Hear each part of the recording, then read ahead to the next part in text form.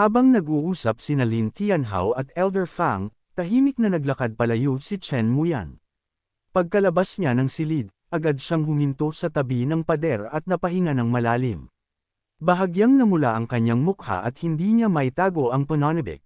Sa wakas, nakita rin niya ng personal ang lalaking matagal na niyang naririnig, si Lord Lin Tianhao.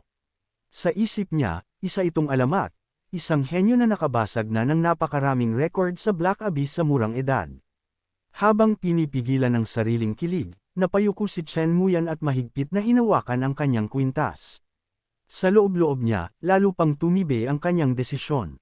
Para sa kanya, hindi na ito basta paghanga lamang. Tahimik ngunit buo ang kanyang pasya, balang araw, si Lin Tianhao ay magiging kanya. Sa loob ng malawak na bulwagan, nagsimulang umalangaw-ngaw ang mahiwagang enerhiya habang si Merong Su ay nakatayo sa gitna ng nagliliyab na simbolo. Malamig ang kanyang mga mata at kontrolado ang bawat galaw habang pinapakawalan niya ang kapangyarihan. Nanlaki ang mga mata ng mga nakasaksi habang ang ilan sa kanila ay nanginginig sa takot at pagkabigla. Sa gitna ng nakakasilaw na liwanag, nanatiling kalmado si Merong Su sa loob ng Magic Circle, tila hawak niya ang buong sitwasyon. Sa isang iglap, sumabog ang liwanag at dalawang figure ang lumitaw mula sa ritual. Bumagsak sila sa sahig, kapwa walang saplot at halatang disoriented sa biglaang paglitaw. Sa sahig, pinagpapawisan sa takot si Shaolan habang nagmamakaawang magpapaliwanag. Biglang sumingit si Merong Yu at agad na nagsumbong sa kanyang kuya na si Lin Tianhao ay napakalakas. Ngunit bago pa siya makapagsalita ng buo, inawat na siya ng kanyang kuya. Pagkatapos ay lumingon ito kay Shaolan at malamig na pinaalala na kapag nabigo ang misyon, siya ang gagawing pagkain. Tinanong pa siya kung naaalala pa ba niya iyon. Nanginginig si Shaolan habang pilit na nagpapaliwanag at nagmamakaawa ng isa pang pagkakataon. Halatang takot at desperado siya sa posibleng kahihinatnan. Ngunit bago pa tuluyang uminit ang tensyon sa bulwagan, isang lalaking may pulang sombrero at maskara ang kalmadong naglakad papasok.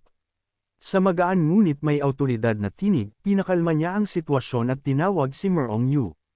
Agad na yumuko si Merong Su at humingi ng tawad sa nangyari.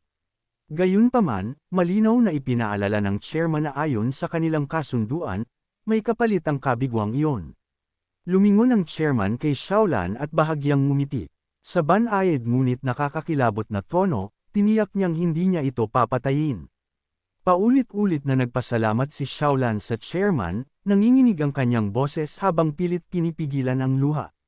Lumuhad ang chairman sa harap niya at kalmadong nagsalita na hindi raw niya ito papatayin. Ngunit sa sumunod na sandali, biglang nagbago ang aura ng chairman. Dahan-daang umangat ang sulok ng kanyang labi, at isang nakakatakot na ngiti ang sumilay sa kanyang mukha. Sa malamig na tinig, ibinaba niya ang hatol, gagawin ka, na sisidlang espiritual para sa demonyo. Nanlaki ang mga mata ni Shaolan habang pinagpapawisan sa narinig mula sa chairman. Sa di kalayuan, marahang hinawakan ng chairman ang kanyang ulo. Mula sa sahig, unti-unting umusbong ang mga kamay na gawa sa dugo, dahan-daang gumagapang papalapit sa kanya. Lalong nanlaki ang mga mata ni Shaolan sa takot. Sa isang iglap, dumami ang mga kamay at sabay-sabay siyang hinawakan sa mga kamay at paa. Chairman, pakinggan ninyo ako. Desperado niyang sigaw. Ngunit biglang may kamay na sumaklab sa kanyang bibig. Namuo ang luha sa kanyang mga mata habang unti-unti siyang binabalot ng pulang aurang tila nagmumula sa impyerno. Sa huling sandali, nakatayo ang chairman sa gitna ng likidong dugo, habang si Shaolan ay tuluyan ng naglaho. Makikita si Merong Yu na pinagpapawisan at nanginginig sa takot sa kanyang nasaksihan, tila hindi pa rin makapaniwala sa nangyari. Pati ang mga nakasaksi ay natulala at nanlaki ang mga mata. Kalmadong nagsalita ang chairman, na para bang walang anumang nangyari. Ayon sa kanya, huwag mawalan ng pag-asa ang lahat, kakatanggap lamang niya ng intel na si Lin Tianhao at ang kanyang grupo ay naghahanda ng magtungo sa Black Forest. Nagulat at nabigla si Merong Su sa narinig. Totoo bang pupunta sila sa Hell's Antechamber? Habang nakaupo sa sahig si Merong Yu, marahan siyang nilapitan ng chairman at mahigpit na binalaan, kapag siya ay nabigo, alam na niya ang eksaktong mangyayari sa kanya. Biglang sumigaw ang chairman na bilasan ang lahat, dahilan upang mataranta ang buong paligid, at pati si Merong Su ay pinagpawisan sa takot. Sa isang iglap, marahas na inalis ng chairman ang kumot na tumatakip sa katawan ni Merong Yu, at sa sandaling iyon ay nabunyag ang hubad nitong anyo, sapat upang mapasigaw ang dalaga sa matinding hiya at sindik. At dito muna nagtatapos ang chapter na ito. Kung excited ka sa susunod, huwag kalimutang mag-subscribe at pindutin ang notification bell para updated ka palagi. Shout out sa mga loyal viewers natin, salamat sa walang sawang suporta. Kita-kits sa next upload.